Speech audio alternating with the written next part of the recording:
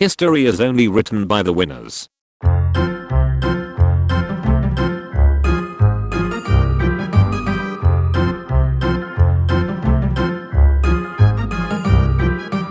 After me and my best friend got in a fight, my other close friend told me this: if you treat someone like a celebrity, don't be surprised if they treat you like a fan. I'm a pessimist, because when you always expect the worst, everything that happens to you is always either exactly what you expected, or a good surprise. I usually listen to music between lessons and at breaks, and while I was putting my earphones back in my pocket because I was just outside my English class, my teacher said, "You probably never thought about this, but music is just vibrations." I can still remember the exact moment where I stopped and just thought to myself. When my brother said, "If you don't know what you're doing, how will your enemies?" So after that I have been playing games, not making plans before I attack anymore. After my 6-year relationship ended, I felt lost. I felt like the future I had planned out, children, home, etc., were all lost. I was devastated. Then my cousin told me, "Sounds like you're more upset about losing your future than you are of losing him. You can't expect someone to take care of you. Only you can take care of you." I stuck to that mentality 4 years after that. In my first engineering job, I was working with one of the older engineers, and she once said to me, "What do good engineers and bad engineers have in common?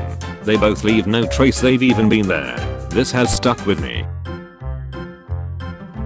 When I was a kid, I believed the only celestial bodies in the universe were Earth, the Sun, and the Moon. Since nobody told me otherwise, I believed it was true, until I was in either first or second grade, when I was leafing through a textbook. It blew my tiny little mind. In 10th grade, a kid in my class gave a presentation about being successful in life. He ended his speech with this quote: "When life shuts a door, open it again. It's a door. That's how they work." Don't be a dick to your dog. He's a few years of your life, but you are all of his. There are a lot of things in life that can be everlasting, but love isn't one of them. Met this cool Italian guy going to an AC/DC concert on a plane once, and we started talking for a while. Once we landed and knew we wouldn't see each other again, he just said, "Hey man, have a good life." Just stuck with me, and thought to myself, you know what, I will. Have been ever since. Forgive others, not because they deserve forgiveness, but because you deserve peace. You could be a genius if you could self-talk in any condition. You are a 10-pound slab of meat pirating a 150-pound ship. Protect it. You will meet people that see a lot more in you than you see in yourself. It's crazy and kind of unbelievable, but that's what love is. Everyone you meet is afraid of something, loves something, and has lost something.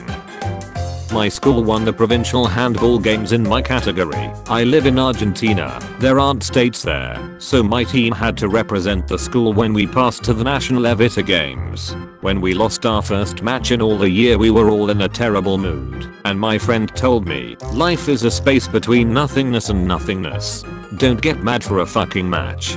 There would be even worse moments. So stop crying like a fucking baby."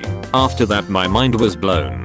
I laid on my bed for 45 minutes rethinking my whole life. 45 fucking minutes doing nothing but just staring at the roof. In middle school, everyone was bullying me because I was strange and creepy. One of my only friends told me, "What if you are the normal one?" When your life flashes before your eyes, how many times would you see yourself on that phone? There is nothing noble in being superior to your fellow man. True nobility is being superior to your former self. A ship in port is safe, but that is not what ships are built for.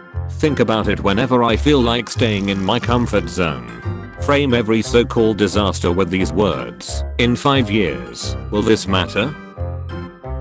Hangman is great. It teaches you that by saying the wrong things you could end someone's life. Every job has stuff in it you hate. The question is really, if the stuff you love about the job outweighs the parts you don't like. If you don't have time to do it right, you must have time to do it over. I was 6 or 7 living in Norway. The fire hydrants there were squarish and not red. I said they were stupid. My dad told me, no, they are not stupid, just different. Stuck with me to this day. I'm 37. I consider it one of the most important lessons I have ever learned. How you live each day is how you live your life. Simplistic, I know. Up until the point that I heard that from a friend, I had all these awesome ideas of who I was gonna be and what I wanted to do. But hearing this made me realize I wasn't going to do or be any of the things I thought, unless I started living them each day. If you imagine the human mind as a bubble and the outer layer is the only connection to reality, the way the human mind acquires knowledge is to stretch and try to fit new facts into that bubble. The human is not designed to reconstruct its bubble. It tries to flex it as much as possible. The same reason religious people can make arguments that seem illogical, but are perfectly logical to them. Why the analogy? Because people do not think based off reality. Their way of thinking is so far from reality that they are even able to flex it that much. Next episode's question is, what's something everyone just accepts as normal that's actually completely messed up when you think about it? You can submit your answer using the link below.